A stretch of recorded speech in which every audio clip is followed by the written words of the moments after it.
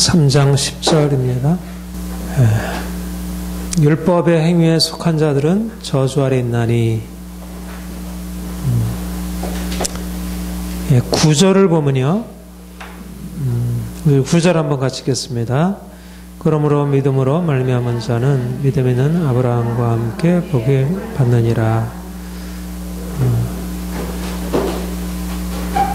여기 9절에 나와 있는 믿음으로 말미암는 자라는 말씀과 또 10절에 나와 있는 율법 행위에 속한 자들이라는 이 말씀은 서로 대조가 되고 있는 말씀입니다. 믿음으로 말미암는 자는 복을 받을 것이고 율법의 행위에 속한 자들은 저주를 받을 것이다. 그렇게 대조되는 말씀이라 그렇게 생각할 수 있습니다. 우리 신앙생활에서 아주 중요한 것은 이 정체성, 그리스도인의 이 정체성에 관한 것이라 이렇게 말씀을 했어요. 내가 누구냐? 우리는 그리스도 안에서 새로운 정체성을 가진 사람들입니다. 새로운 피조물이라. 이전 것은 지나왔으니 보라 새 것이 되었도다. 우리는 더 이상 죄 아래 살던 그런 옛사람이 아니고 그리스도 안에서 새 사람이 되었습니다. 내가 누구냐? 나는 옛사람이 아니고 나는 새 사람이다. 나는 옛 피조물이 아니고 새로운 피조물이다. 나는 종이 아니라 아들이다. 라는 그런 자신의 정체성을 분명히 하는 것이 필요합니다. 여기에 율법의 행위에 속한 자와 믿음에 속한 자,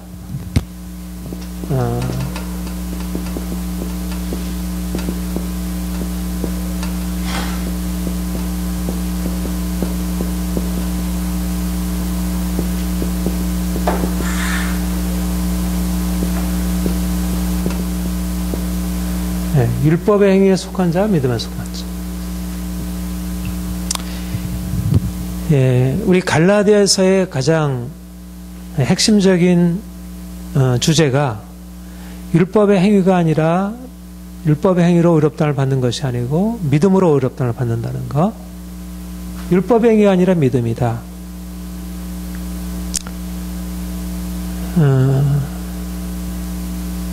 율법의 행위가 아니라 믿음으로 우리가 의롭다함을 받는다는 것. 왜 율법의 행위가 아닌가? 율법의 행위라는 것은 이제 우리 안디옥 사건에서 나타난 음식법, 또 할례, 예루살렘, 또 안식일. 이러한 모세 율법에서 우리에게 규정하고 있는 이런 행위들을 통해서 우리가 하나님 앞에 인정받을 수 있고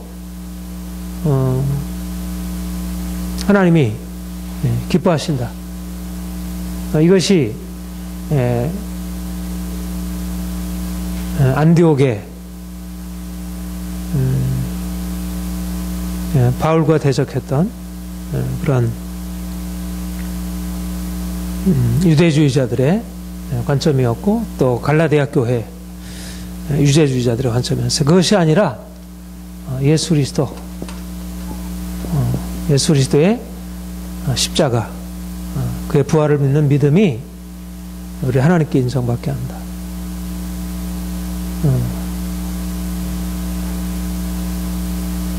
이것이 바로 갈라디아서에서 우리가 하나님 앞에서 어떻게 하면 하나님이 우리를 기뻐 인정하시고 또 우리의 삶 가운데 하나님의 축복이 부어질 것인가? 모세율법을 지킴으로인가? 아니면 예수 그리스도를 믿음으로인가? 모세율법은 더 이상 우리에게 있어서 이제 중요하지 않다. 이제 예수 그리스도를 믿는 믿음이 우리에게 나타난 바 되었고 이제 우리가 그리스도를 믿음으로 말미암아 하나님을 알게 되고 그분이 우리에게 주시는 그 놀라운 축복 안에 들어가게 된다. 이것이 바로 갈라디아서의 핵심적인 그러한 주제라 이렇게 말씀을 드렸어요. 그리고 바로 그 앞에 이제 그렇게 쭉 전개를 하다가 3장 6절 우리가 지난주에 한 대로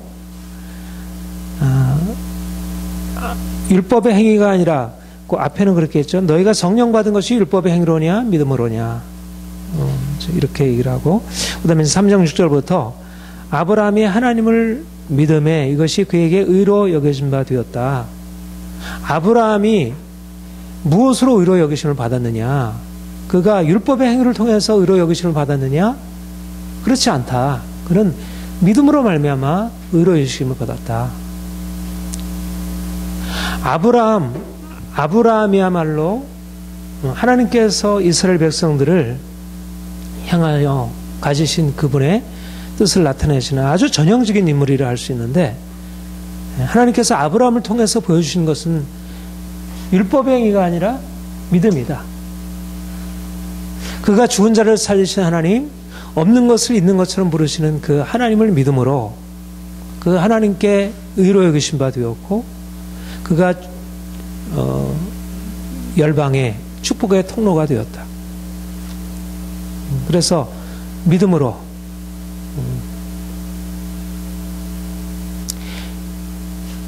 아브라함은 누구이냐? 행위에 속한 자가 아니라 믿음에 속한 자이다. 율법의 행위가 그를 하나님 앞에 세운 것이 아니라 그가 내 후손이 저 하늘의 별들과 같이 많게 되리라 하는 그 약속의 말씀, 그 계시의 말씀을 그가 듣고 그것을 아멘으로 받을 때 하나님의 그 믿음을 가지고 일하신 것이다. 그가 이후에 할례를 받고 이것저것 무엇을 행해서가 아니고 그가 하나님께서 그에게 나타나셔서 네 후손이 저 하늘의 별들과 같이 많으리라 하는 그 말씀을 듣고 그 말씀을 믿음으로 반응했을 때 하나님께서 그 믿음을 통해서 역사하신 것이다. 바로 아브라함에게 하나님께서 나타나셔서 말씀하시고 아브라함이 믿음으로 그것을 반응했을 때, 믿음으로 받아들였을 때 하나님이 그 아브라함의 믿음을 통해서 놀라운 일을 이루신 것처럼 그 아브라함에게 역사하신 하나님이 동일하게 오늘날도 믿음으로 하나님께서 자기 백성들을 부르시고 자기 백성들을 축복하시고 일하시고 있다. 그런데 아브라함 당시도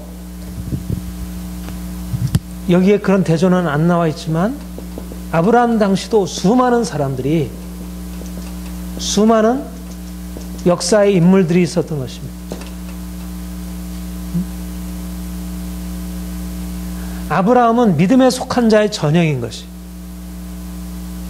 믿음에 속한 자가 어떤 길을 가는지, 하나님이 누구에게 일하시는지, 하나님은 믿음에 속한 자에게, 아브라함의 믿음을 가지고 있는 자, 그에게 사람들이 알지 못하는, 너는 본토 친처 아비 집을 떠나 내가 네게 지시할 땅으로 가라. 그가 갈 바를 알지 못하고 하나님의 약속의 말씀을 따라갔을 때, 말하자면 그가 나아간 길은 전혀 다른 길이었어요. 율법, 눈에 보이는 무엇인가 어떤 계산하고 측정하고 무언가 알 수 있는 그런 길이 아니었고 전혀 다른 길로, 말하자면 믿음에 속한 자라는 것은 하나님의 말씀을 쫓아서 가는 사람, 하나님이 가라 하시는 곳을 향해서 가는 사람, 전혀 생각할 수 없는 길로 그가 갈대우르를 떠날 때도 그랬고, 하늘의 별들을 바라보고 내가 네 자신이 이와 같으리라는 말씀을 반응할 때도 그랬고, 그가 네 자식을 내게 제물로 바치라는 말씀에 순종할 때도 그랬고, 그가 그 믿음에 속한 자라고 하는 것은 도무지 인간적인 상식, 인간적인 경험, 이것이 아닌 전혀 다른 차원에서 하나님을 바라보고 그분의 말씀을 따라가는 그런 삶을 살아가는 것이죠. 당시에 많은 왕들, 많은 부자들, 많은 사람들이 있었죠. 그 주위에 수많은 사람들이 있었지만, 그러나 믿음의 길을 걸어간 사람들은 아브라함이라는 한 사람이었고, 그리고 그 믿음에 속한 자라고 하는 것이 계속해서 이제 이어지고 있죠. 우리 히브리서 11장에 보면 그 믿음에 속한 자의 반열들을 기록하고 있어요. 그렇죠? 믿음에 속한 자가 어떤 사람들인지 이삭과 야곱과 요셉과 모세와 그러니까 수많은 하나님의 사람들이 믿음에 속한 자로서 그 길을 간 거예요. 그런데 그 길은 보통 사람들이 그 당시에 걸어갔던 그 길과는 다른 길을 간 것입니다. 전혀 이해할 수 없는 그 길을 간 것입니다. 사람들로서는 이해할 수 없는, 말하자면 지금 갈라디아서에서도 좀 얘기되고 하는 것이 바로 어떤 사람이라는 거예요. 너희가 어떤 사람에게 속하느냐? 믿음에 속한 자로서 아브라함의 축복 가운데 들어갈 자인가? 아니면 율법의 행위에 속한 자로서 저주 아래 있을 것인가? 결국 둘 중에 하나인 것입니다. 하나님 편에서 볼 때 사람들은 둘 중에 하나에 속해 있어. 믿음에 속한 자인가? 아니면 율법의 행위에 속한 자인가? 중간길은 존재하지 않아요. 다시 말하면 하나님의 축복 아래 있는 자인가? 아니면 저주 아래 있는 자인가? 둘 중에 하나라는 것입니다. 왜 율법의 행위에 속한 자가 왜 저주 아래 있다? 왜 저주 아래 있다고 할 수 있습니까? 율법의 행위에 속한 자들은, 이런 행위들은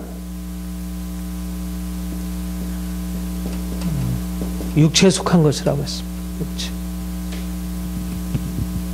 말하자면 이것은 나로부터 난 것, 보이는 것, 세상에 속한 것입니다. 이런 행위들은 어떻게 보면 하나님이 주신 것들이잖아요.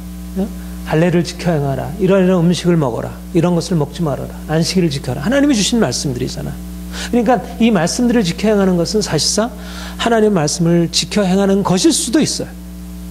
적어도 아브라함에게 하나님께서 너와 너 후손들이 할례를 받아야 된다, 모세에게 이러이런 음식을 먹어서는 안 되고 이런 음식을 먹어야 된다, 안식일을 이렇게 지켜 행해야 한다, 그랬을 때 아브라함이나 모세나 이스라엘 백성들이 그런 할례나 음식법이나 안식일법을 지켜 행할 때 그것이 믿음으로부터 말미암아 행하는 것일 수 있어요. 그런데 그것을 율법의 행위에 속한 자라 말하는 것. 아브라함이 할례를 지켜 행했잖아요. 그리고 모세나 그리고 많은 이스라엘 백성들이 모세 율법을 쫓아서 할례를 받고 안식일을 지키고 거룩한 음식을 구별해서 먹고, 그렇다고 해서 그것이 율법에 속한 자라는 것이 아니라, 율법의 행위에 속한 자라는 것이 아닙니다. 여기서 율법의 행위에 속한 자라 함은 믿음으로부터, 말하자면 하나님께서 내게 주신 그 말씀을 듣고, 아, 하나님이 살아계시는구나, 하나님이 거룩하신 분이시구나, 내가 이분을 섬기고 이분을 따라가고 그가 능력이 있으시구나, 내가 이분을 믿음으로 말미암아 그가 내게 주시는 축복으로 내가 살아갈 수 있는 것이구나, 내가 아니고 하나님이 내게 주신다는 것, 내 뜻대로 살아가는 것이 하나님의 뜻대로 살아간다는 그 하나님을 향한, 하나님을 사랑하고 하나님을 경외하는 마음으로 살아가는 자, 그 사람들은 믿음에 속한 자입니다. 그들은 축복 안에 들어가게 돼요. 그런데 여기서 율법에 속한 자들은, 율법의 행위에 속한 자들이라 함은 실제적으로 이들이 할례나 음식법이나 안식일법을 지켜 행하지만, 그러나 이들에게는 하나님이 없는 것입니다. 그들은 진정으로, 물론 그들이 하나님을 알 수도 있지만, 그들이 하나님을 아는 사람일 수 있을지 모르지만, 그것을 지켜 행하는 동기는 하나님이 아닌 것입니다. 중요한 것은 어디로부터 근원되느냐, 어디로부터.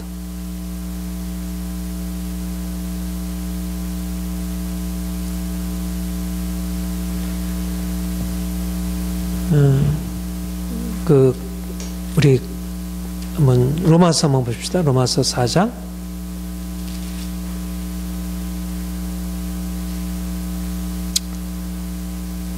로마서 4장 9절부터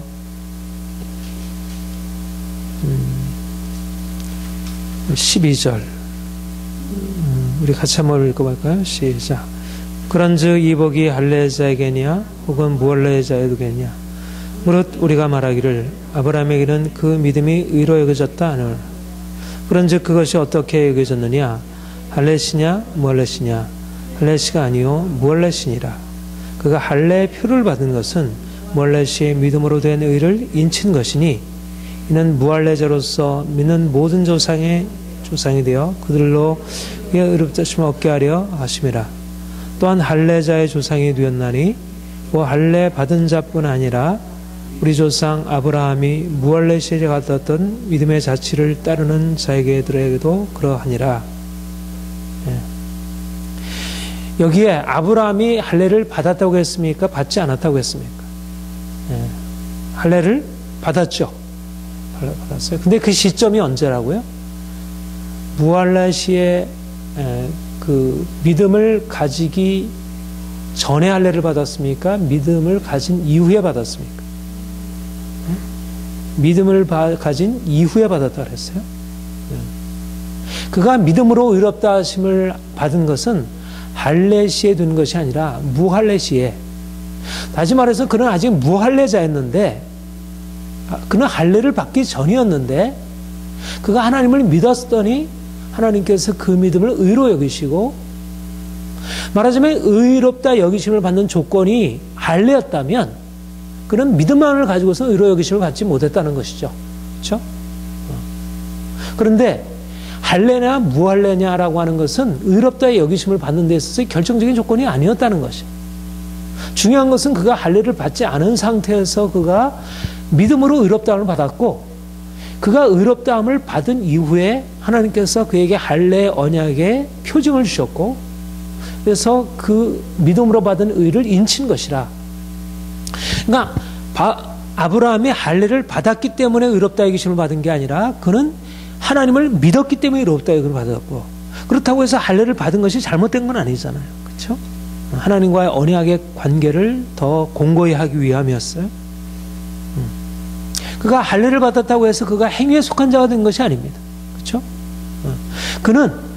그가 할례를 받았다 할지라도 그는 믿음으로 말미암아 할례를 받은 것이에요. 그렇죠? 하나님께서 그에게 내가 너의 하나님이 되고 너는 나의 백성, 너의 후손들은 나의 백성이 되리라는 하나님의 언약의 말씀을 듣고 이제 할례라고 하는 것을 육체에 둠으로 하나님과의 언약의 관계를 외적으로 증거하려고 한 것이에요.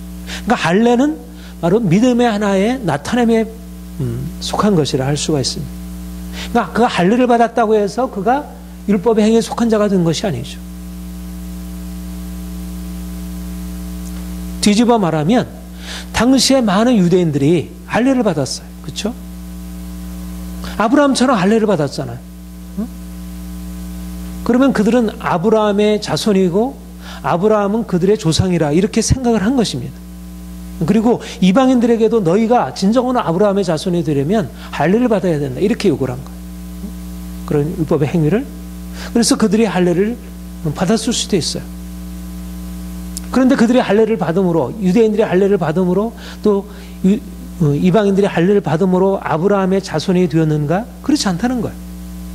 진정한 아브라함의 자손이라 함은 아브라함이 가졌던 믿음을 가지고 있느냐가 중요한 것이지, 그들이 할례를 받았느냐 받지 않았느냐는 것은 전혀 중요한 게 아니라는 거예요. 그러니까 뭔가 착각을 하고 있는 것입니다. 당시의 유대주의자들이 아브라함이 자손이 된다는 의미를 할례에서 찾으려고 한 거예요. 할례에서. 근데 할례를 받지 않은 무할례자 이방인들이 믿음으로 말미암아 아브라함과 함께 의로 여기심을 받는 이런 축복에 이르게 되었다는 거예요.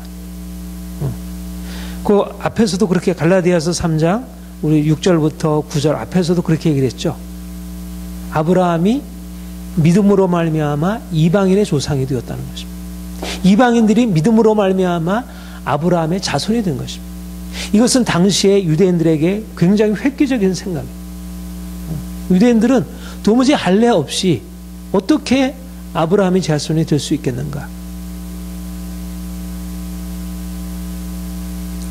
그런데 중요한 사실은 아브라함의 자손이 되는 것은 아브라함과 함께 믿음에 속한 자.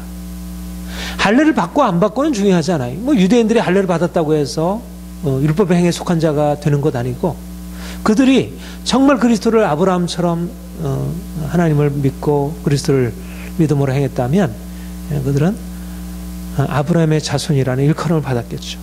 그러나 그들이 아브라함이 가졌던 그 믿음을 소유하지 못한 채 할례만 가지고 있어서는 그들은 아브라함의 자손이라 일컬음을 받을 수 없다는 거죠.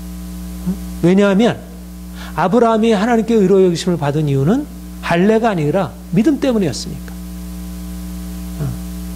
갈라디아 성도들이 할례를 받았다고 해서 그들이 아브라함의 자손이 된 게 아니라 그들이 믿음에 거해야 이들은 아브라함의 자손이 된 것입니다. 할례를 받지 않아도 이미 아브라함의 자손이 된 건데 굳이 또 진정한 아브라함의 자손이 되기 위해서 할례를 받으려고 했던 것은 오히려 진정한 아브라함의 자손으로서의 진정한 믿음이라는 이 표지를 잃어버리고 오히려 거꾸로 돌아간 것을 의미하는 것입니다.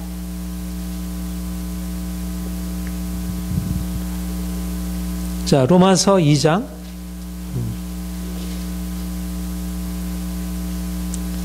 로마서 2장 25절부터 29절까지 함께 읽겠습니다. 시작.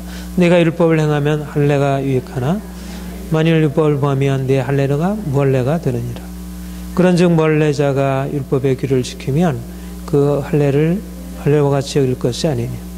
또한 본래 무할례자가 율법을 온전히 지키면 율법 조문과 할례를 가지고 율법을 범하는 너를 정죄하지 아니하겠느냐.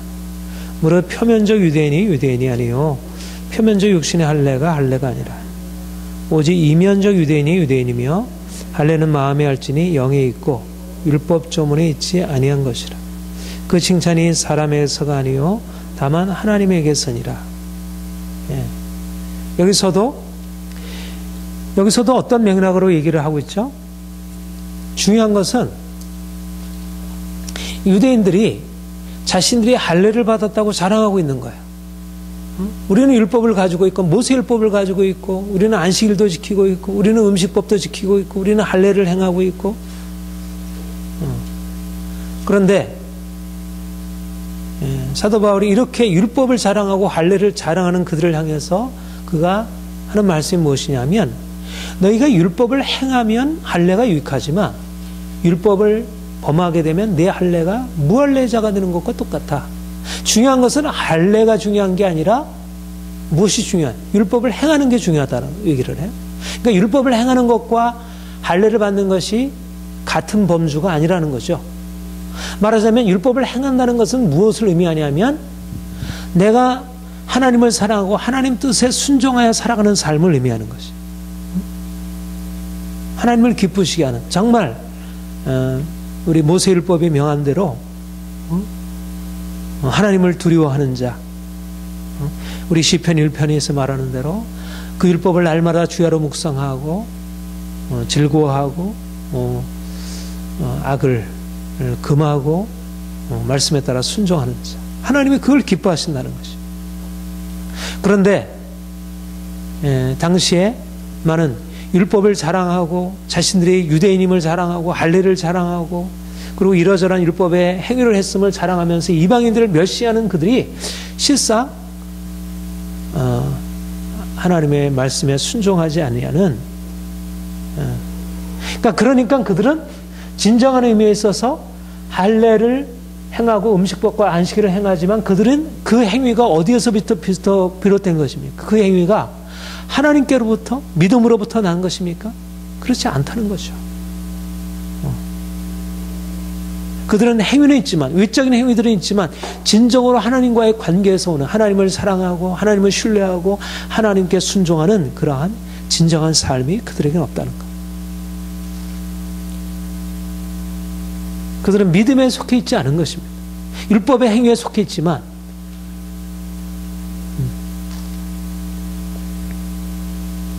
그래서 무할례자라 할지라도 할례를 받지 않아야 한다 할지라도 믿음을 붙들고 있으면 그는 이미 할례자와 같고 내가 할례를 받았다고 율법의 행위를 붙들고 있다고 할지라도 실제적으로 율법을 행하지 않으면 말씀에 순종하지 않는 삶을 살게 되면 그들은 무할례자와 같고 이방인과 같고 그러니까 유대인들은 사실상 할례를 지켜 행하고 율법을 지켜 행하는 유대인들은 사실상 이방인과 같은 하나님 편에서 볼 때 그들은 이방인과 똑같은 거예요. 전혀 그들에게는 하나님 백성으로서 표지가 없는 거예요. 하나님의 백성으로서 표지는 그들의 외적인 행위가 아닌 거예요. 와서 기도하고 와서 예배드리고 찬양하고 나가서 뭐 어떻게 하고 이게 아닌 거예요. 그것은 그들에게 하나님의 자녀라고 하는 표징이 아닌 거예요. 하나님의 자녀라고 하는 표징, 하나님의 백성이라는 표징은 그런 외적인 행위에 있지 않다는 거죠. 우리 고린도전서 13장에 그렇게 하잖아. 내가 방언을 하고 예언을 하고 내 몸을 불사르기까지 구제를 하고 내 몸을 불사르기까지 내어줄지라도 사랑이 없으면, 말하자면 사랑이 없이 그런 행위들이 가능하다는 것이죠. 겉으로 보여지는 그 행위들이 내 몸을 불사르기까지 내어주는 것은 사랑의 행위라고 생각할 수 있잖아요. 근데 사랑이 없이도 그럴 수 있다는 거예요. 하나님께 예배하고 제사를 드리고 뭐 행하는 행위들이, 금식하고 행하는 행위들이 믿음으로부터 나오는 것으로 보일 수 있겠죠. 그러나 그것은 진정한 의미에서 믿음에 속한 행위가 믿음으로부터 나온 것이 아니라는 것입니다. 주님이 기뻐하시는 것은 그러한 율법의 행위가 아니고 믿음으로부터 나오는 진정한 삶, 순종하는 행위, 이것을 당시의 유대주의자들이, 갈라디아 교회 유대주의자들이 그들이 모세율법을 말하고 할례를 지켜야 한다고 말하고 안식일들을 꼬박꼬박 지켜야 행하고 음식들을 그렇게 이방인들과 교제를 금하고, 그들은 누구보다도 하나님께 철두철미한 삶을 살아가는 것 같아 보였지만 정말 중요한 것을 빠뜨리고 있는 거예요. 우리 바리새인들에 대해서 주님께서 말씀하신 게 그렇죠. 너희가 뭐 11조와 음식에 뭐 온갖 뭐 11조 그리고 모든 뭐 채소와 회양과 박하와 이 모든 것에 다 11조를 드리지만 정작 중요한 바 의와 인과 신은 버렸도다. 정말 중요한 하나님과의 관계에서 믿음을 버리고 행위를 붙들고 있는 것입니다. 행위가 그들의 삶을 하나님과 관계로 맞춰주지 않는다는 거예요. 아무리 많은 종교적인 윤리적인 행위, 도덕적인 행위들이 하나님과의 관계 하등에 도움을 주지 않는 것입니다. 그것이 하나님 앞에 인정받을 수 있는 어떤 것도 되지 못하는 거예요. 오직 중요한 것은 뭐냐면 하나님과의 관계, 그분의 음성을 들을 수 있고 그분의 음성에 내가 믿음으로 반응한 것에 하나님이 야, 너 참 잘했구나, 내가 너를 기뻐한다, 이렇게 말씀하시지, 그들의 행위로 아무리 많은 것을 수만의 제사를 드리고 제물을 쌓는다 할지라도 그것이 하나님 앞에서 아무런 인정을 받지 못한다는 것입니다. 이것이 선지자들의 가르침이었고 또 예수님이 바리새인들을 비판한 것이었고, 바로 바울이 갈라디아 교회에 있는 유대주의자들의 이 거짓된 가르침을 따르고 있는 갈라디아 교회의 어리석음을 책망한 것이라 할 수 있습니다. 중요한 것은 어디에 속해 있느냐가 중요한 거예요. 내 행위가 어디에 속해 있느냐, 내가 믿음으로부터 행하고 있느냐, 아니면 인간적인 육체적인 것에 근거하고 있느냐. 종교적인 것, 윤리적인 모든 것들이 다 육체에서부터 난 것이라는 거예요. 그게 생명을 가져주지 못한다는 거예요. 그게 하나님께 반응을 일으키지 못한다는 거예요. 수많은 것을 쌓아 올리지만 하나님께 반응이 하나도 안 나오는 거예요. 하나님의 반응은 오직 한 가지, 믿음이냐 아니냐는 거예요. 믿음. 그분의 말씀을 듣고 아멘으로 받는 믿음, 아주 단순한 믿음.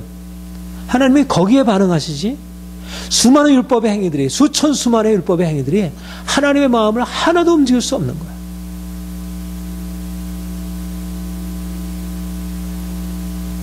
우리가 어디에 속해 있느냐가 중요해요. 율법의 행위에 속해 있느냐 아니면 믿음에 속해 있냐.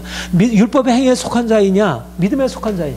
갈라디아 교회 성도들은 율법의 행위에 속한 자가 아니라 믿음에 속한 자이잖아요. 그렇죠?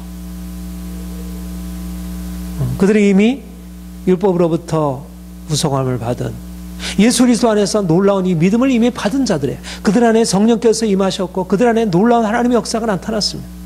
그런데 그들이 자신의 정체성을 잃어버린 것입니다.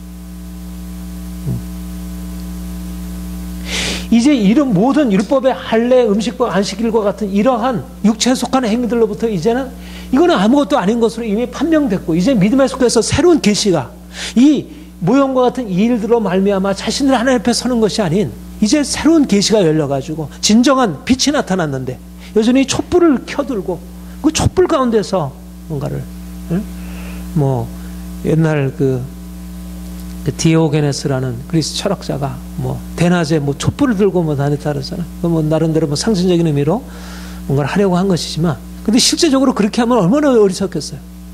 햇빛이 비추고 있는데 촛불을 들고 여기서 찾으려고 한다면 얼마나 어리석은 일이었어요. 햇빛을 경험하고 나서도 사람들이 여전히 촛불을 비추려고 하는 것입니다. 촛불을 사려고 하는 것입니다. 이 태양이라고 하는 이 엄청난 것이 있으면 이제 거기 안에서 자신을 이렇게 내어 맡기고 살아야 되는데, 촛불을 밝히려고 얼마나 좋은 초가 있을까? 그것을 열심히 이 지초를 사야 되지, 이 초를 사야 이 어둠을 밝힐 수 있다고 계속 초만 찾으러 다니는 거예요. 이제 그리스도께서 오셨고 믿음이 계시가 되었고, 이제는 하나님의 그 광명의 빛이 비추고, 이제는 진정한 생명에 이르는 길이 열렸는데, 그들이 그 생명을 거절하고 율법에 속한 것으로서 무엇을 하려고 하는 것입니다. 중요한 것은 율법의 행위에 속해 있느냐, 믿음에 속해 있느냐. 내가 어디에 속해 있느냐. 믿음에 속한 자이면 이제 어떻게 살아야 합니까? 믿음에 속한 삶을 사는 거죠. 아브라함처럼 지속해서 믿음에 거하는 것입니다. 그분의 말씀을 듣는 것입니다. 그분의 말씀에 아멘으로 반응하는 것입니다. 그분의 말씀에 순종하는 것입니다. 육체적으로 보이는 그런 행위들, 그런 것에 따라 행하는 것이 아니라 믿음으로 하나님과 함께 하는 것입니다.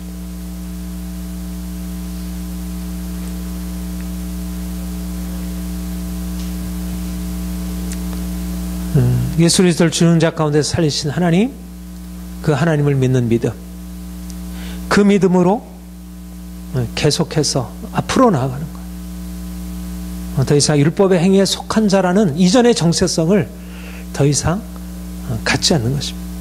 율법의 행위에 속한 자라는 것으로서는 우리의 삶을 바꿀 수가 없어요. 율법의 행위로는 아무런 역사도 이루지 못하고,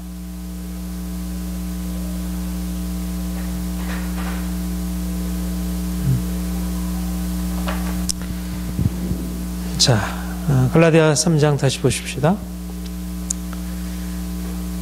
3장 9절 10절. 그러므로 믿음으로 말미암는 자는 믿음 있는 아브라함과 함께 복을 받느니라.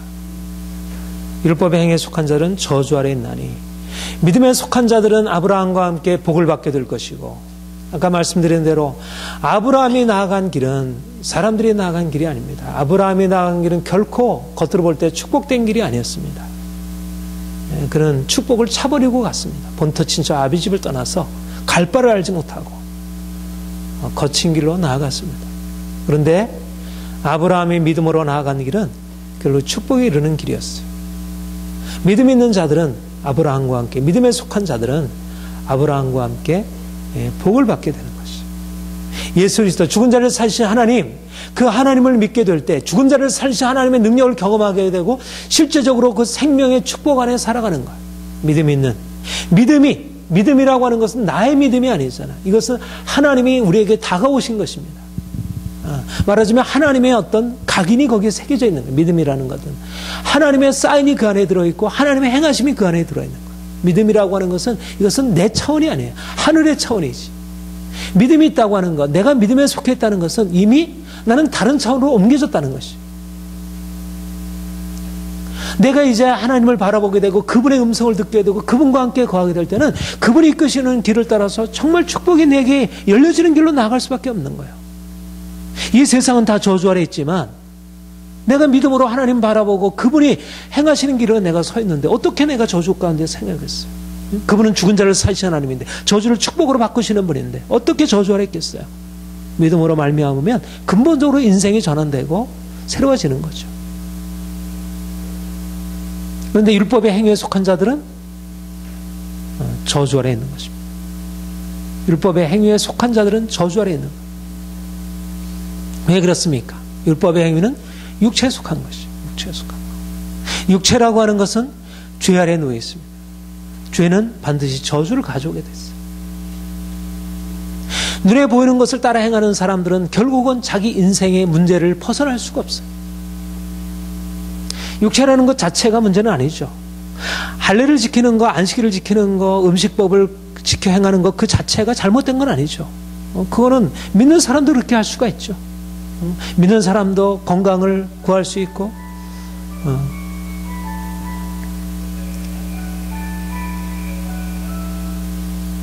믿는 사람도 나름대로 육체의 삶을 행할 수 있죠. 그러나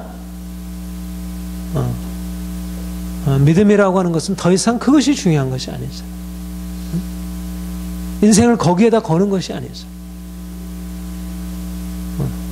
믿음에 속한 자는 더 이상 육체, 이와 같이 할례나 음식법이나 이런 것은 인생에 있어서 중요한 문제들이 아니에요. 이거는 인생을 좌우할 문제들이 아니에요. 이거는 이럴 수도 있고 저럴 수도 있고, 할례를 받을 수도 있고 받지 않을 수도 있고, 음식을 먹을 수도 있고 먹지 않을 수도 있고, 이방인과 교제할 수도 있고 아닐 수도 있고, 이것은 그야말로 그때 상황 속에서 하나님이 이끄시는 것 안에서 행하는 그야말로 부차적인 일들에 불과해요.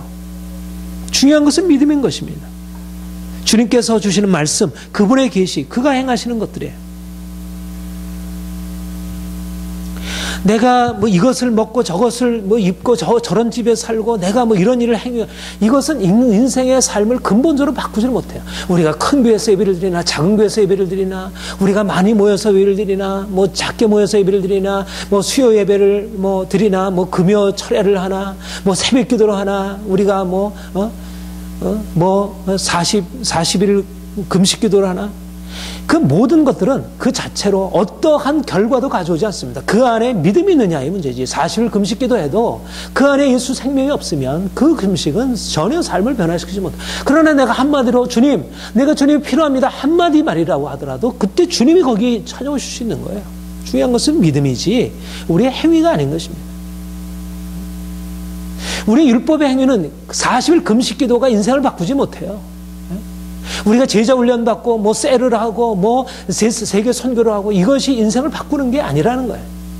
바꾸는 건 뭐냐면 그 안에 담겨 있는 믿음이지. 예수 그리스도께서 그 안에 역사하시고 행하시는 것이 그것을 바꾸는 거지.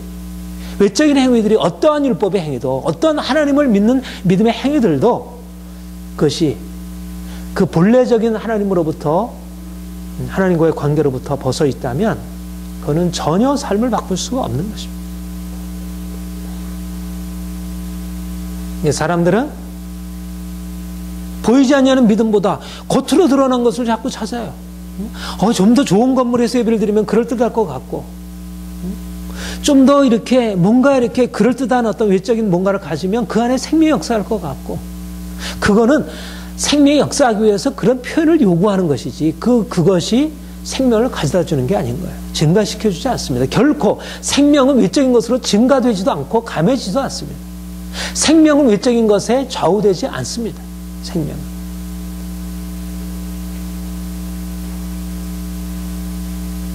율법의 행위는 율법의 저주로부터 우리를 벗어나게 할 수 없습니다. 오랜 기도와 열심한 기도와 많은 전도와 이 모든 것들이 인생을 바꿔주지 못한다는 거예요. 교회를 바꿔주지 못합니다. 율법의 행위로서는 어떤 변화도 가져다 주지 못해요. 어떤 변화도. 율법의 행위가 아니라 오직 믿음으로 하나님이 오셔야지. 우리가 수많은 제사를 드리고 수많은 행위들을 올려드리는 것이 어떻게 하나님을 감동할 수 있겠어요? 그거는 우리 편에서 어떤 것도 그 하늘에 미칠 수가 없는 것입니다. 율법의 행위라고 하는 것이 그러한 성격을 가지고 있는 것입니다.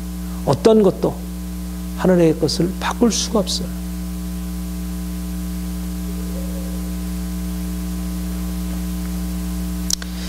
자, 갈라디아 3장 10절에 무릇 율법의 행위에 속한 자는 저주 아래는 기록된 바, 누구든지 율법책에 기록된 대로 온갖 일을 행상하지 않은 자는 저주 안에 있는 자라 하였습니다.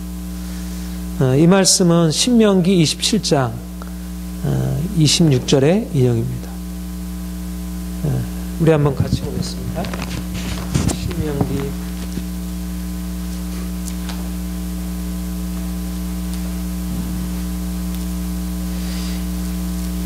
이 갈라디아 3장 10절이 굉장히 중요한 구절입니다.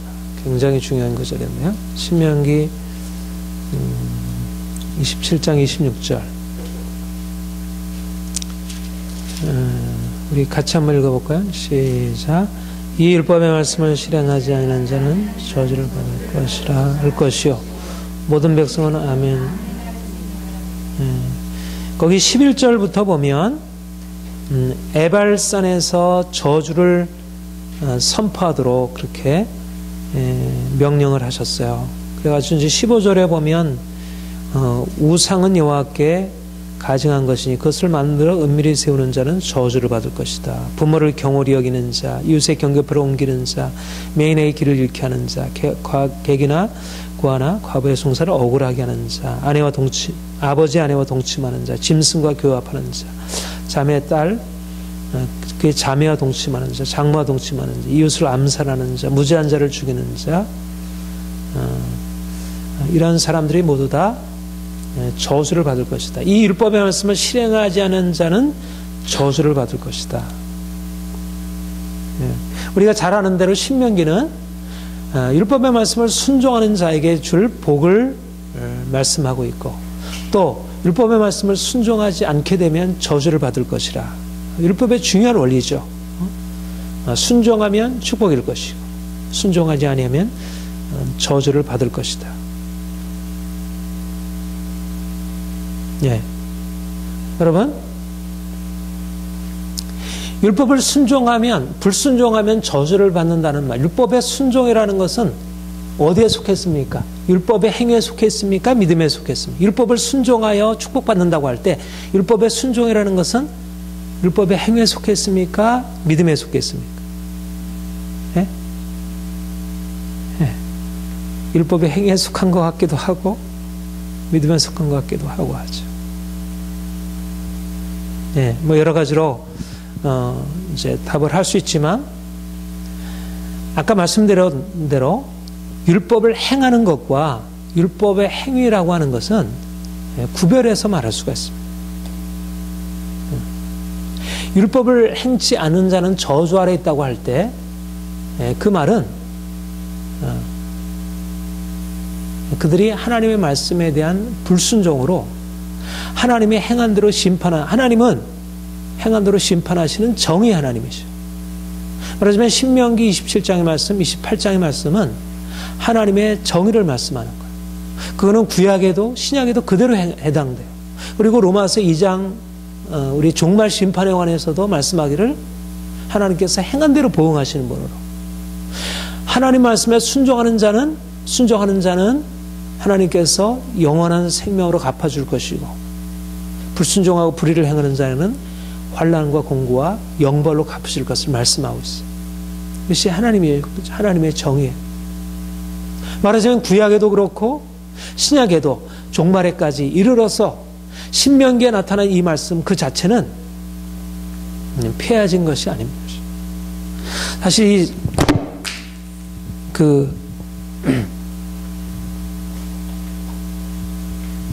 갈라디아 3장 10절을 많은 우리 칼뱅도 그렇고 많은 이렇게 이제 우리 복음주의 신학자들이 이 말씀을 오해를 하고 있어요. 율법의 행위에 속한 자들은 저주 아래에 있다는 말을, 율법의 행위로서는 우리가 완전하게 행할 수 없기 때문에 우리는, 말하자면 3장 10절에 그러겠죠. 율법을 항상 행하지 않으면 저주 아래에 있는 자라 하였습니다. 그러니까 우리가 어떻게, 인간이 어떻게 완벽한 순종으로 하나님을 기쁘게 할 수 있느냐. 우리는 율법을 완전히 지켜 행할 수 없다. 그러니까 우리가 결국은 율법의 행위로 의롭다를 받는 게 아니고 믿음으로 의롭다를 받는 것이라, 이렇게 설명을 하고 해석을 했어요. 그러면 율법의 행위라는 말은 율법을 순종하여 행하는 완벽한 행위라는 말이 되겠죠. 그렇죠? 그런데 우리가 이제까지 설명한 대로 율법의 행위로 의롭다함을 받는다는 말은 우리가 율법의 행위로, 율법의 어떤 순종하는 행위로 의롭다함을 받는다는 그런 개념이 아니고, 그렇게 했다면 하나님께서 갈라디아에서도 그렇고 그렇게 비난을 하지 않았을 것입니다. 율법의 행위로 의롭다함을 받지 못한다고 할 때, 그때 율법의 행위로 의롭다함을 받지 못한다는 것은 율법을 완벽하게 지켜 행하지 못한다는 그런 율법의 행위가 아니고, 할례나 음식법이나 안식일과 같은 외적인 행위들, 진정으로 믿음으로부터 나는 행위들이 아닌 그냥 인간적으로 충분히 행할 수 있는 행위들, 그것들이 우리를 하나님 앞에 세워주지 못한다는 것이죠. 아까 말씀드린 대로 당시의 율법의 행위를 강조하는 사람들은 어떤 사람들이었냐면 진정으로 하나님을 믿는 믿음으로 이런 것을 강조하는 것이 아니라 그들이 가지고 있는 인간적인 동기에 의해서 육체에 근거해서 이 행위를 주장했어요. 그리고 이들은 육체라고 하는 것은 어떠냐면 육체라고 하는 것은 죄 아래 놓여 있고 죄의 세력을 깨뜨릴 수 없어요. 그리고 육체를 강조하는 사람은 오히려 죄로 더 나가게 돼요. 말하자면 할례나 음식법이나 안식일과 같은 이런 행위들이 근본적으로 율법이 성취하려고 하는 이 죄의 문제를 해결해서 사람들로부터 진정으로 하나님 옆에 세우는 역할을 하지 못했다는 거예요. 말하자면 율법의 행위라고 하는 것은 분명히 율법이 명하고 있는 것은 무엇인가를 하고 있지만 율법의 본래적인 목적은 뭐냐면 이 행위 자체가 아니고 이 행위를 통해서 어디에 이르는 것입니까? 하나님의 뜻에 순종하고 하나님의 말씀하시는 것을 따라서 그분을 만족해 하는 거예요. 그분의 거룩함을 이뤄가는 거예요. 온전하게 순종함으로 나가는 거예요. 그런데 당시에 많은 율법의 행위에 속한 자들은 할례, 음식법, 안식일과 같은 것을 행하지만 그들이 육체에 속한 동기 위에서 행하기 때문에 그들은 여전히 이와 같은 행위와 함께 그들이 불순종의 삶 가운데 거해 있는 것입니다. 예, 불순종, 죄악된 삶 가운데 있는 것입니다. 아까 우리 로마서 2장의 말씀대로 율법을 자랑하지만 그들은 율법을 범하는 것입니다. 그들의 할례를 자랑하지만 실제적으로 이방인들과 동일한 삶을 살아가는 거예요. 하등의 차이가 없는 거예요. 단지 종교적으로 차이가 있을 뿐이지 그들이 제사를 드린다는 거, 그들이 뭔가 이렇게 규례를 지키게 행하고 뭐 나를 구별하고 뭐 이러저러한 어떤 행위를 구별하는 것뿐이 차이가 있는 것인지 그들 안에 하나님의 생명의 역사를 하지 않는 거예요. 그들에게 진정한 변화가 없는 거예요. 율법의 행위에 속한 자들은 뭔가 달라야 되잖아요. 원래 그들이 하나님의 백성으로서 율법을 지켜 행하니까 그들은 뭔가 달라야 되잖아요. 그들의 삶이 다르고 마음이 달라야 되잖아요. 근데 다른 게 없는 거예요. 똑같은 거예요. 이방인들과. 왜 저주 아래 있습니까? 네? 그들이 율법을 완벽하게 지켜서 행하지 못해서 그렇습니까? 그런 개념이 아니라는 것입니다. 그들은 이런 것을 붙들고 있었지 그대로 그들의 중심은 바뀌지 않은 거예요. 무늬만 바뀌어 있는 거예요. 겉으로 드러난 몇 가지 행위만 바꾸는 것이지 실제적으로 그들의 중심은 바뀌지 않은 것이에요. 여전히 그들은 죄 아래 있고 여전히 그들은 욕심이고 여전히 그들은 이기적이고 그들은 여전히 바뀌지 않은 것입니다. 오늘날 그리스도인들이 그렇잖아요. 그렇죠? 그들이 교회 나오죠. 말씀 보죠. 서로 뭐 나름대로 주님을 고백한다고 하죠. 바뀌지 않은 것입니다. 똑같은 것이에요. 무늬만 바뀌어 있는 거지. 교회 나와서 뭐 예배 드릴 때 뭐 그런 거 갖고 나름대로 윤리적인 이러저러한 대로 행위를 하고 있지만 이럴지 모르지만 그들의 근본 실상이 바뀌지 않은 거예요. 그들의 속 마음이 바뀌지 않은 거예요.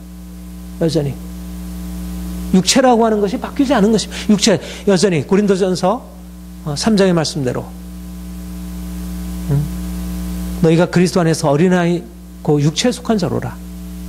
너희 가운데 시기와 분쟁이 있으니 어찌 육체에 속한 자가 아니리요. 육체에 속한 자, 말하자면 바울을 자랑하고 아볼로를 자랑하고 그러면서 서로 싸우는 이유가 뭐예요? 육체를 붙들고 있어서 그래요. 육체라고 하는 것은 결국 죄악으로 달아갈 수밖에 없어요.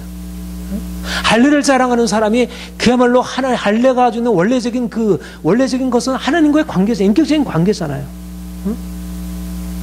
근데 할례가 가지고 있는 원래적인 하나님과의 인격적인 그 진정한 관계, 마음의 할례. 그래서 하나님의 말씀 안에서 내가 정말 죽고 하나님의 말씀이 내 인생을 지배하는 그런 게 아니고 할례를 지켜 행할 뿐이지 하나님과 관계는 없는 거예요.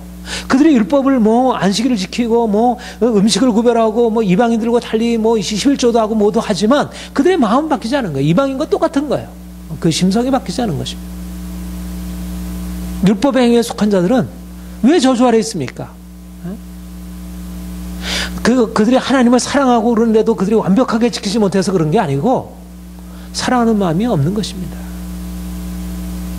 세상에 속해 있는 것이에요. 관점이 바뀌지 않은 것이에요.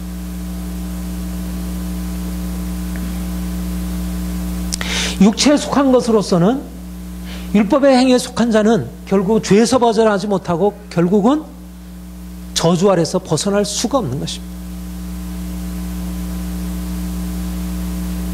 어떻게 인생이 저주에서 벗어날 수 있겠어요?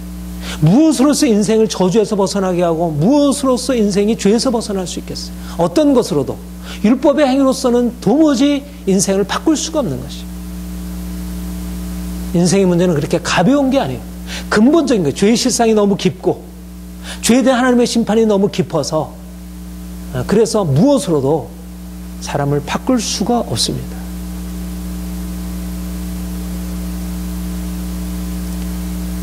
필요한 것은 무엇입니까? 믿음뿐인 것입니다. 믿음. 믿음 외에는 이 저주에서 벗어날 수가 없는 거예요.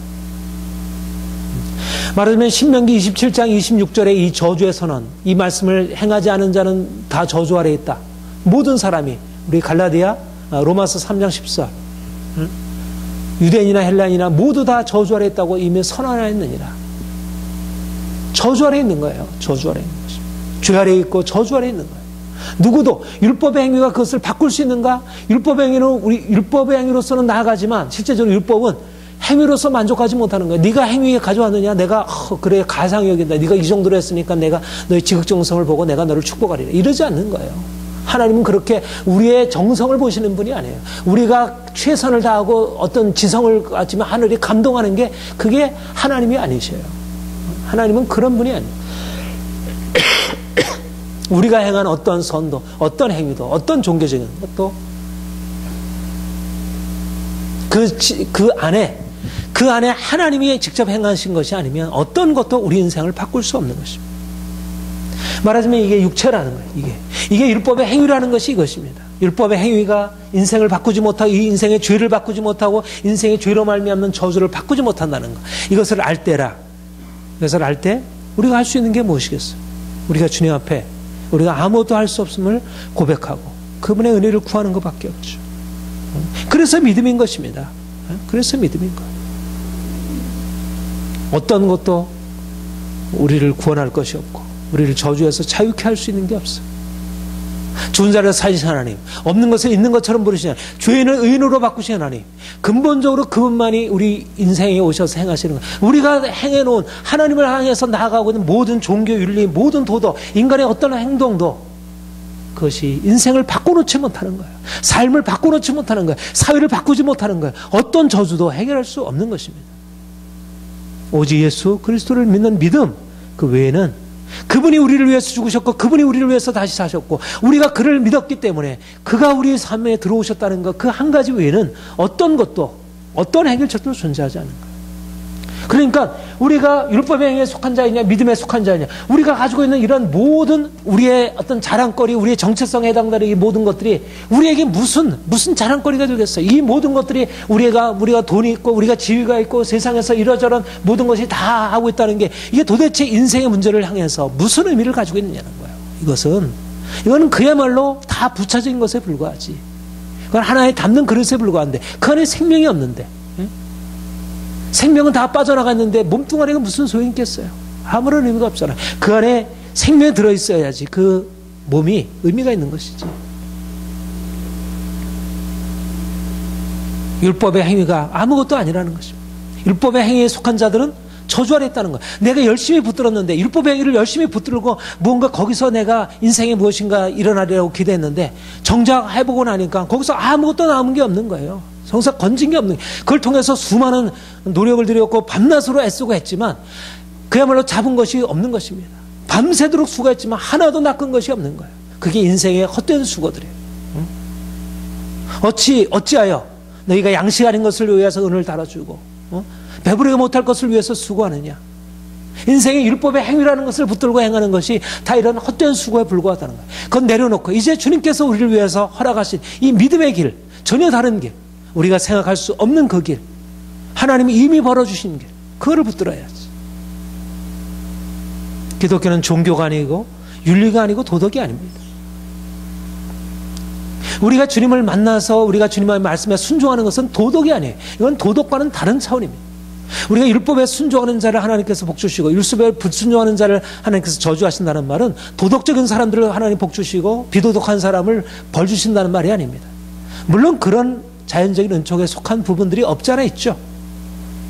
그러나 성경의 본래적인 의미는 그것이 아니에요. 인간의 도덕이 인간의 윤리가 인간의 삶을 바꾸지 않습니다.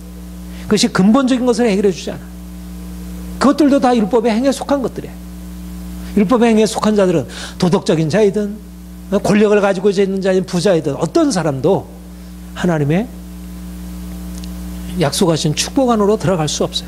믿음에 속한 자들은 하나님의 축복 안에 들어갈 것이고 율법에 속한 자들은 저주 아래 있다는 거예요.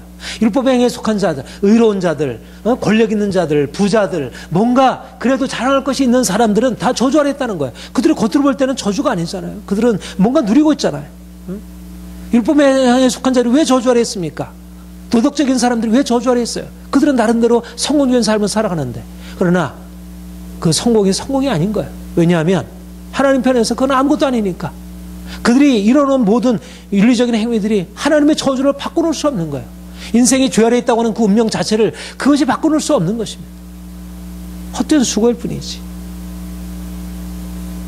둘 중 하나에 대해 많은 사람들이 믿음 안에서 행하는 것들이 뭐 이런, 우리가 믿음 안에 속하면서 아까 말씀드린 대로 이런 것들을 할 수 있죠. 윤리적인 거 할 수 있죠. 그러나 그것이 결코 우리의 삶을 그 자체가 복을 주는 게 아니라는 것입니다. 중요한 것은 믿음의 크기만큼 복이 오는 것이지, 하나님으로부터 오는 복은 하나님께서 우리를 살리시고 우리를 새롭게 하시는 것은 전적으로 믿음으로 주어지는 것이지, 그게 우리의 육체의 것에 따라서 우리가 요만한 믿음을 가지고 있는데 거기에다 육체의 그릇을 이만큼 크게 가지게 되면 믿음이라는 것이 그 크기만큼 확장되느냐, 그렇지 않은 것입니다. 부자가 가지고 있는 믿음은 가난한 자가 믿음의 분량만큼 하나님의 축복이 주어지는 거예요. 사람들은 믿음이 있다 할지라도 돈이 많으면 그 믿음이 더 커질 것 같이 생각하지. 그렇지 않습니다. 어리석은 생각입니다. 믿음이 부욕했을 때, 믿음의 결과가 부욕해졌을 때 그 부가 뭔가 믿음을 나타내는, 그 큰 믿음을 나타낼 수 있는 그 그릇으로서 그런 것으로 보일 수 있지. 중요한 것은 믿음이냐 율법의 행위냐인 것입니다. 육체이냐 영이냐는 것이에요. 이 양자가 구별되지 않은 채 하게 되면 우리는 결국은 이런 것에 속해서 무언가 이것을 자꾸 씨름하려고 그래요. 갈라디아 교회처럼. 율법의 행위에 속한 자들은 결국 저주 아래 속해 있는 것이에요. 인생을 바꿀 수 없어요. 요즘에 이제 사회에서 기독교가 비도덕적이라고 자꾸 지탄을 받으니까 이 도덕성 쪽으로 교회가 가야 한다고 그렇게 얘기를 해요. 물론 저도 그렇게 내가 샬롬 나비 함께 참여하면서 그런 방향성으로 함께 얘기도 하죠. 그러나 생명이 없으면, 예수 그리스도를 믿는 그 죽은 자를 살리신 하나님의 행하심을 믿는 믿음이 아니라면 율법의 행위들이, 도덕성이 결코 이 사회를 기독교는 도덕이 아닙니다. 도덕은 하나의 나타난 열매, 그야말로 하나의 외적인 그야말로 표징들이지. 도덕이, 그 생명에 빠져있는 도덕이 무슨 세상을 살리겠어요? 불교 도덕이 세상을 살릴 수 없는 것처럼 기독교의 도덕성도 그 자체로서는 세상을 살릴 수 있는 게 아닌 거예요. 율법의 행위에 속한 자들은 저주 아래 있나니, 율법의 행위는 저주를 파할 수가 없습니다. 오히려 저주를 더 강화시켜 나가요. 오히려 사람들이 그것을 의지하고 그것을 자랑하고 정작 중요한 하나님과의 그 하나님 앞에 겸비케 낮아져서 그분의 은혜를 구하는 것을 잃어버리니까, 그러니까 오히려 더 저주 아래 있는 거예요. 율법의 행위에 속한 자들은 오히려 더 저주 아래 있는 거예요. 그들은 죄를 깨뜨릴 수도 없고 그것을 바꿀 수도 없고 오히려 그것 때문에 더 죄를 짓는 거예요. 하나님을 없이 하니까. 자기 스스로 뭔 것이 할 수 있다, 교만해지고 바리새인들처럼. 생명을 가져오는 게 아니고 그게 저주를 벗어버리게 하는 게 아니라 오히려 깊은 저주가로 끌고 가는 거예요. 지금 서구가 그렇잖아요. 유럽이. 도덕이 있고 그 안에 나름대로 하나님 주신 축복이 있고 양식이 있고, 그들은 정직성이 있고 투명하고 윤리적으로 되어지고 그 모든 것이 문화가 높고, 생명은 다 잃어버렸잖아. 이슬람 종교가 와서 우리가 어리석게 여기는 그 이슬람이 어떻게 그곳에 들어가서 그렇게 활개를 칠 수 있어요? 도덕성은 근본적으로 영적인 앞에 무력한 것입니다. 영적인 이 흑암의 세력들을 도덕은 당하지 못해요. 율법의 행위라고 하는 것은 인생의 저주를 바꿀 수 없고 오히려 저주를 더 깊게 고착화시켜 나가요. 예수님의 생명이 그 안에 역사하지 않는.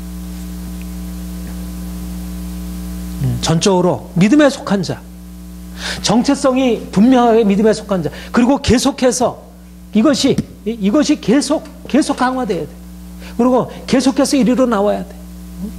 한 번에 되어지는 일이 아니에요. 우리가 원래 너무 오랫동안 율법의 행위에 속한 자로서 육체에 속한 자로 살아온 것입니다. 그리고 이것이 너무나도 우리에게는 익숙해요. 이것이 그리고 굉장히 좋은 것처럼 그렇게 여겼어요.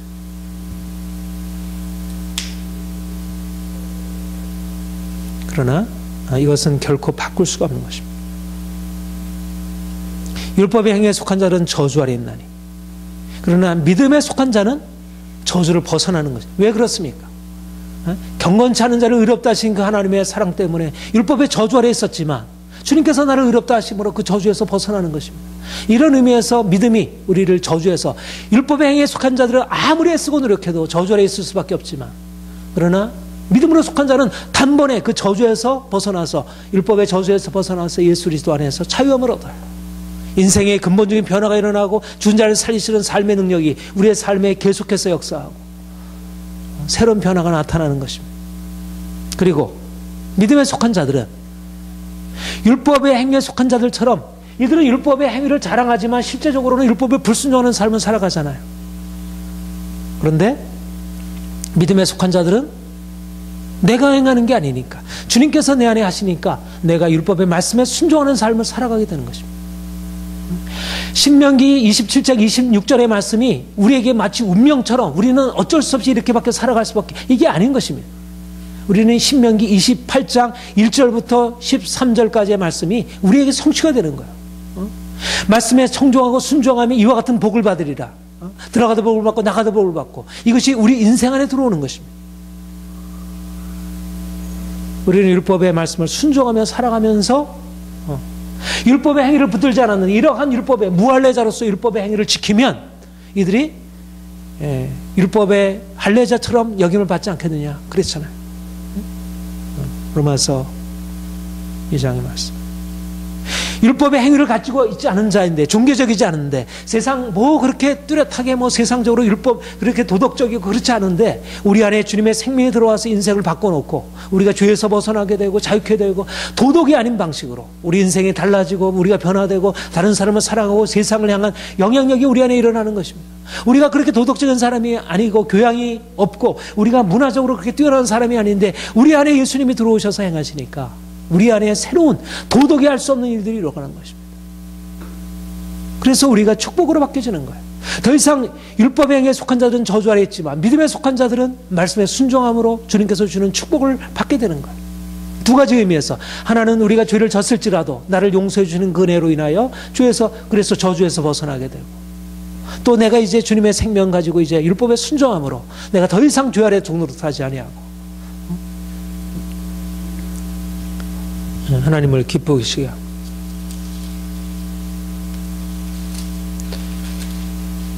우리 갈라디아서 5장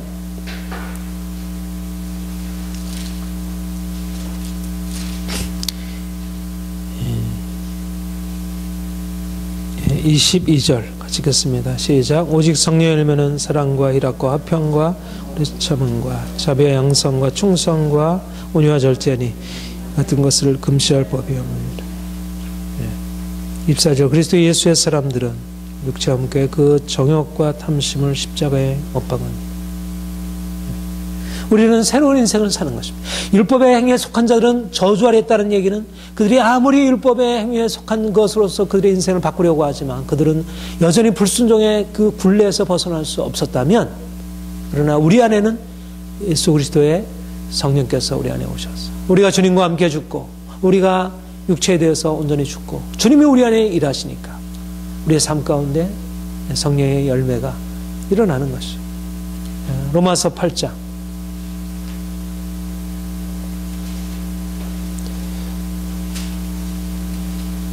3절 4절 같이 읽겠습니다. 시작. 율법이 육신으로 말미암아 연약하여 할 수 없는 것을 하나님은 하시나니 곧 죄로 말미암아 자기 아들을 죄 있는 육신의 모양으로 보내어 육신의 죄를 저하사 육신을 따르지 않고 영을 따라 행하는 우리에게 율법의 요구가 이루어지게 하려 하십니다. 육신에 속한 자들은 로마서 7장의 말씀처럼 오라 공고한 사람은 누가 이 사망에서 나를 건져놓을까. 율법에 속한 자들은 아무리 율법의 행위를 가지고 했을지라도 그들 안에 근원적으로 뿌리박고 있는 죄의 세력에서 그들이 절망하고 고통하고 두려워하고 결국 저주 아래 있는 자신을 고백할 수밖에 없지만 율법의 육신으로 말미암아 연약하여 할 수 없는 것을 하나님은 우리 안에 행하신 것입니다. 예수님이 우리를 위하여 십자가에 죽으셨고 우리가 그와 함께 죽으십니다. 육신을 따르지 않고 영을 따르는 우리에게 율법의 요구가 이루어지게 하는 것입니다. 우리는 순종하는 하나님의 사람들이 되는 거예요. 우리는 순종하는 하나님의 사람들이 되어서 그분이 예비하신 순종하는 자들에게 주실 축복을 우리가 누리는 것입니다. 아브라함의 진정한 자손으로서 내가 겉으로서 할례를 받았지만 내 안에 진정한 할례가 베풀어지지 않은 사람은 여전히 저주 아래 있지만 유대인이고 또 할례를 받은 이방인들은 여전히 저주 아래 있지만 진정으로 예수 안에서 진정으로 할례를 받은 자 그리스도와 함께 죽고 다시 산 자 이제 내 힘으로 살지 않고 예수께서 내 안에 사시는 자 그 사람은 근본적으로 새로운 인생을 살게 되는 거죠. 하나님의 주시는 축복이 그 인생 안에 머무는 거죠. 그래서 믿음뿐이라. 그래서 믿음에 속한 자임을 우리가 붙들어야 한다는 거예요. 우리 인생 전체는 믿음이 열어줘. 이 두 가지 패러다임. 어디에 속했느냐? 내가 율법의 행위에 속한 자인가? 내가 믿음에 속한 자인가? 하는 이 두 가지 패러다임 중에 우리 인생이 결정되는 거예요. 내가 믿음에 속한 자로서 계속 여기에 머물게 되면 결국 여기에 머물면 있으면 이 죄와 죽음이라는 이 저주라고 하는 이 운명을 벗어날 수가 없어요. 아무리 해도 결국 어디에 속했느냐가 인생을 결정줘줘요. 근데 내가 아브라함의 믿음에 속한 자로서 이쪽으로 돌이키게 되면 처음에는 어려움이 있죠. 우리 고난이 있죠. 연단이 있죠. 아픔이 있죠. 그러나 죽은 자를 살리신 하나님, 그 하나님의 능력 경험하고 우리가 그분의 축복 가운데 머무는 것입니다. 사랑하는 성도 여러분, 주님이 우리를 믿음에 속한 자라는 새로운 정체성을 주셨습니다.